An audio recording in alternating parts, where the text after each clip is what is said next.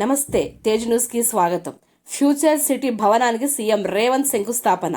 కందుకూరు తెలంగాణ రాష్ట్ర ప్రభుత్వం ప్రతిష్టాత్మకంగా చేపట్టిన భారత్ ఫ్యూచర్ సిటీ కార్యాచరణకు ముఖ్యమంత్రి రేవంత్ రెడ్డి శ్రీకారం చుట్టారు. రంగారెడ్డి జిల్లా కందుకూరు మండలం మిరాఖాన్పేటలో ఫ్యూచర్ సిటీ డెవలప్మెంట్ అథారిటీ కార్యాలయానికి ఆయన శంకుస్థాపన చేశారు. 15,000 చదరపు అడుగుల్లో 20 కోట్ల వ్యయంతో అత్యాధునికంగా 4 నెలల్లో ఈ నిర్మాణం పూర్తి కానుంది. అనంతరం ఫ్యూచర్ సిటీలో అభివృద్ధి పనులు, లేఅవుట్లు, పరిశ్రమలకు ఎఫ్సిడి అధికారులు అనుమతులు ఇవ్వనున్నారు.